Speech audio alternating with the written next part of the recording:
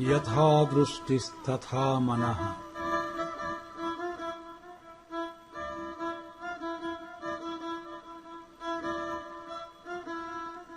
यथा मनस्तथा भावः।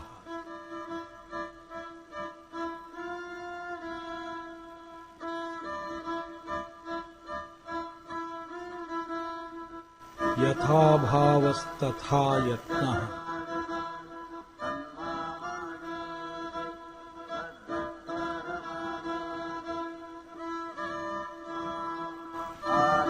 यथा यत्नस्तथा फलम्।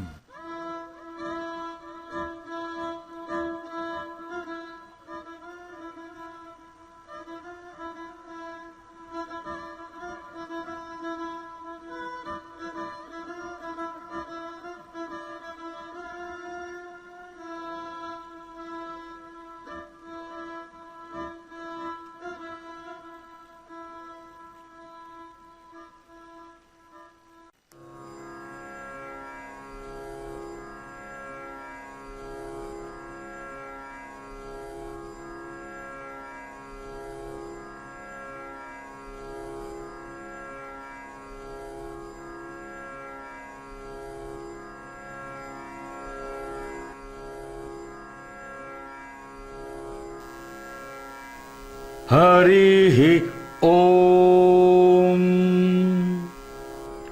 अथ नवमोऽध्यायः।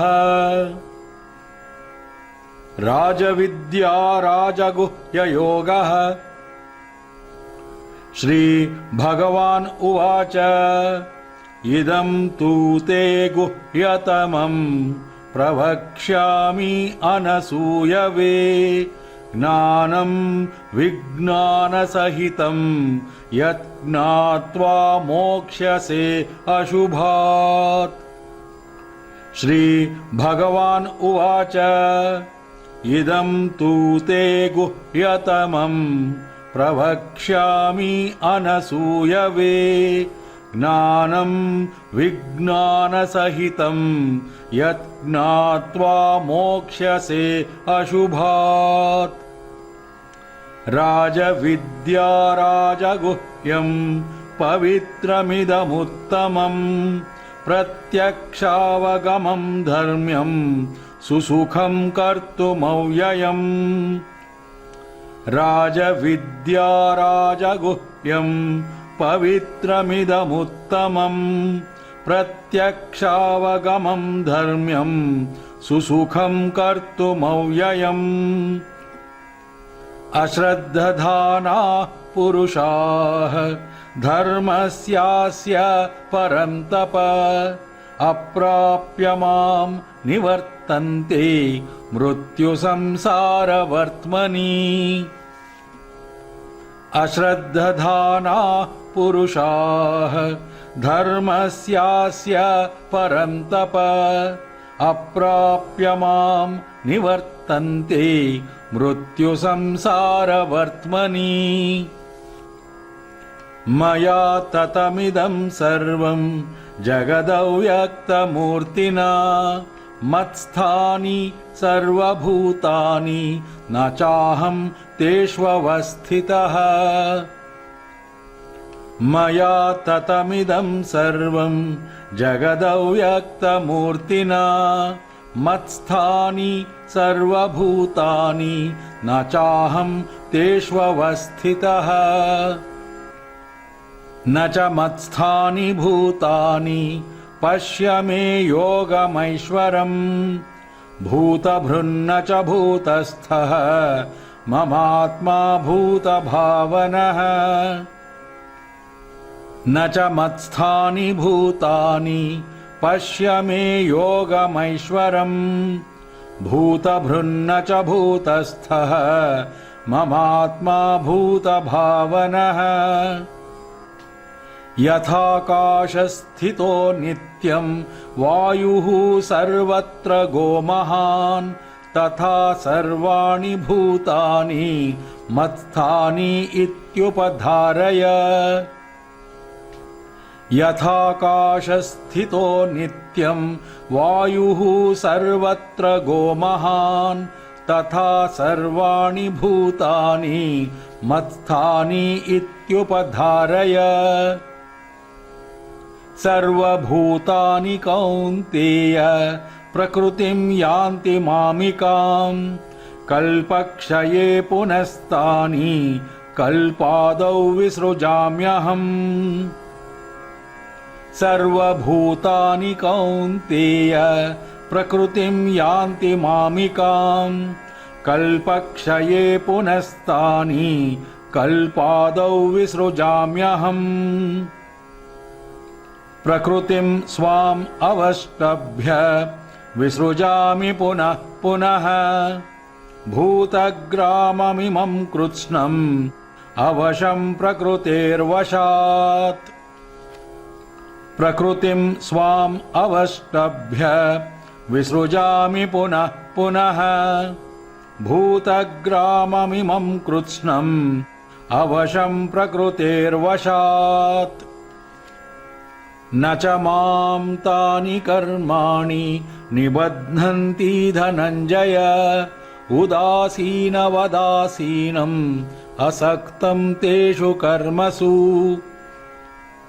न च मां तानि कर्माणि निबध्नन्ति धनञ्जय उदासीनवदासीनम् असक्तं तेषु कर्मसु। मयाध्यक्षेण प्रकृतिः सूयते सचराचरम् हेतुनानेन कौन्तेय जगद्विपरिवर्तते। मयाध्यक्षेण प्रकृतिः सूयते सचराचरम् हेतुनानेन कौन्तेय जगद्विपरिवर्तते। अवजानन्ति मां मूढाः मानुषीं तनुमाश्रितम् परं भावमजानन्तः मम भूतमहेश्वरम्।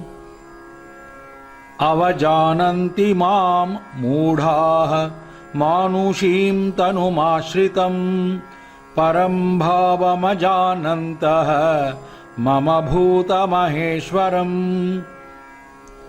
मोघाशामोघकर्माणः मोघज्ञानाविचेतसः राक्षसीमासुरीं चैव प्रकृतिं मोहिनीं श्रिताः। मोघाशामोघकर्माणः मोघज्ञानाविचेतसः राक्षसीमासुरीं चैव प्रकृतिं मोहिनीं श्रिताः। महात्मानस्तु मां पार्थ दैवीं प्रकृतिमाश्रिताः भजन्ति अनन्यमनसः ज्ञात्वा भूतादिमव्ययम्। महात्मानस्तु मां पार्थ दैवीं प्रकृतिमाश्रिताः भजन्ति अनन्यमनसः ज्ञात्वा भूतादिमव्ययम्। सततं कीर्तयन्तो मां यतन्तश्च दृढव्रताः नमस्यन्तश्च मां भक्त्या नित्ययुक्ता उपासते। सततं कीर्तयन्तो मां यतन्तश्च दृढव्रताः नमस्यन्तश्च मां भक्त्या नित्ययुक्ता उपासते।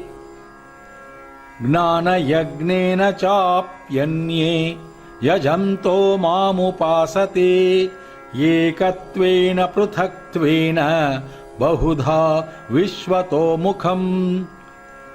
ज्ञानयज्ञेन चाप्यन्ये यजन्तो मामुपासते एकत्वेन पृथक्त्वेन बहुधा विश्वतोमुखम्।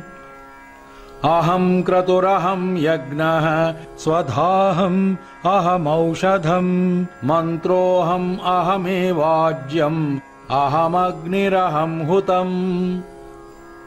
अहं क्रतुरहं यज्ञः स्वधाहम् अहमौषधम् मन्त्रोऽहम् अहमेवाज्यम् अहमग्निरहं हुतम्। पितामहस्य जगतः माता धाता पितामहः वेद्यं पवित्रमोङ्कारः ऋक्सामयजुरेव च पितामहस्य जगतः माता धाता पितामहः वेद्यं पवित्रमोङ्कारः ऋक्सामयजुरेव च गतिर्भर्ता प्रभुः साक्षी निवासः शरणं सुहृत् प्रभवः प्रलयः स्थानं निधानं बीजमव्ययम् गतिर्भर्ता प्रभुः साक्षी निवासः शरणं सुहृत् प्रभवः प्रलयः स्थानं निधानं बीजमव्ययम् तपाम्यहमहं वर्षं निगृह्णामि उत्सृजामि च अमृतं चैव मृत्युश्च सदसच्चाहमर्जुन तपाम्यहमहं वर्षं निगृह्णामि उत्सृजामि च अमृतं चैव मृत्युश्च सदसच्चाहमर्जुन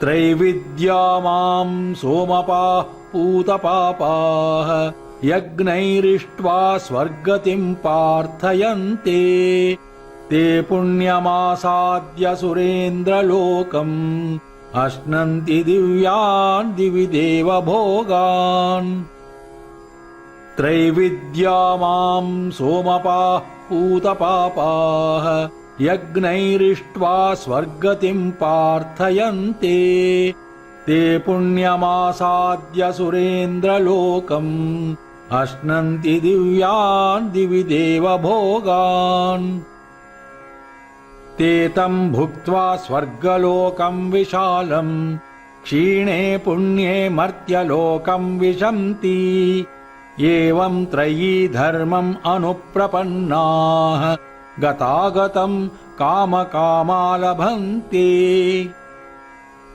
ते तं भुक्त्वा स्वर्गलोकं विशालम् क्षीणे पुण्ये मर्त्यलोकं विशन्ति एवं त्रयी धर्मम् अनुप्रपन्नाः गतागतं कामकामा लभन्ते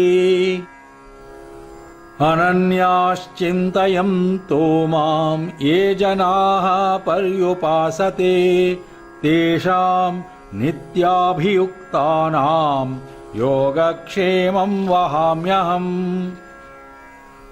अनन्याश्चिन्तयन्तो मां ये जनाः पर्युपासते तेषां नित्याभियुक्तानां योगक्षेमं वहाम्यहम्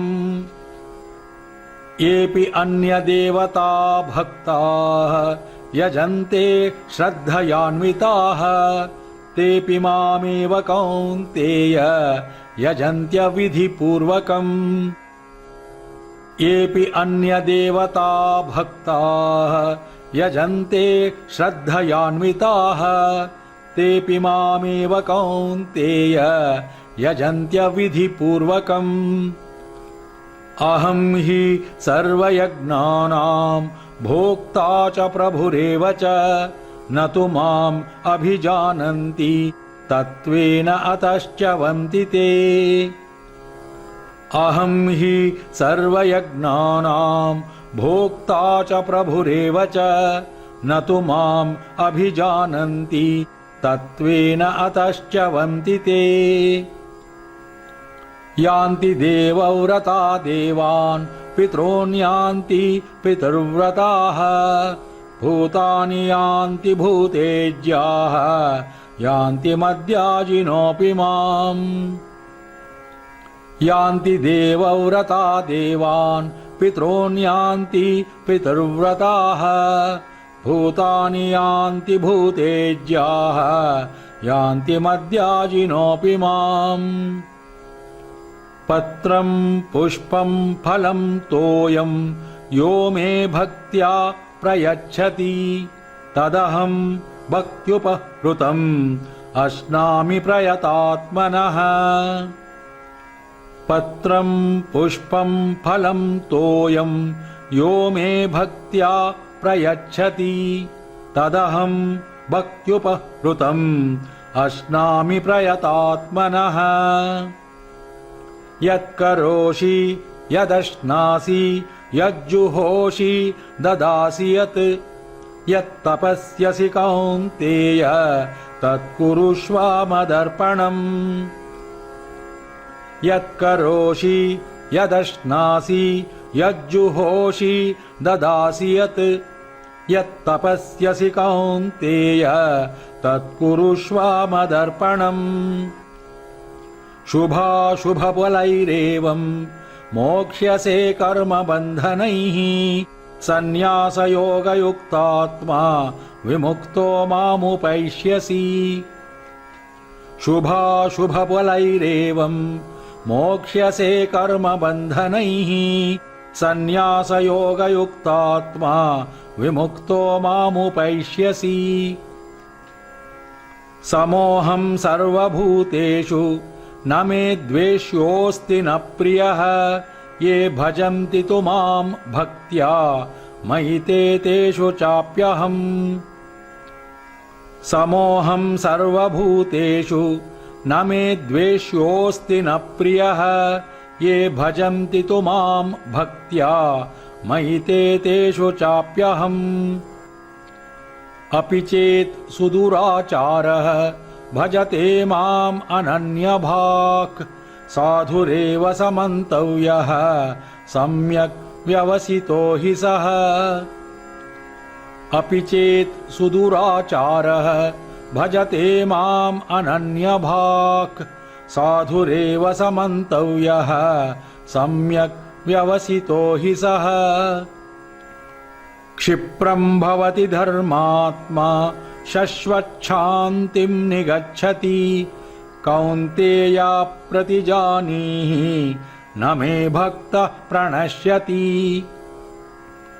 क्षिप्रं भवति धर्मात्मा शश्वच्छान्तिं निगच्छति कौन्तेया प्रतिजानीहि न मे भक्तः प्रणश्यति मां हि पार्थ व्यपाश्रित्य येऽपि स्युः पापयोनयः स्त्रियो वेश्यास्तथा शूद्राः तेऽपि यान्ति परां गतिम्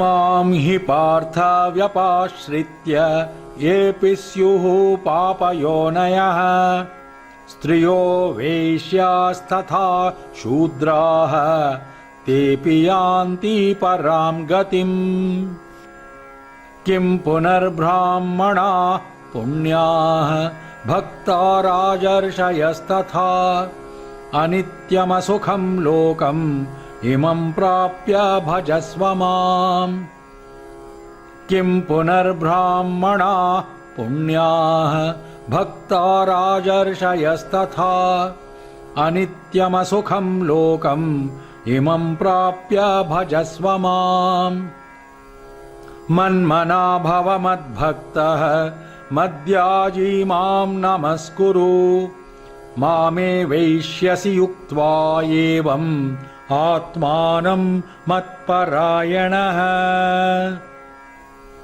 मन्मना भव मद्भक्तः मद्याजी मां नमस्कुरु मामे वैष्यसि युक्त्वा एवम् आत्मानं मत्परायणः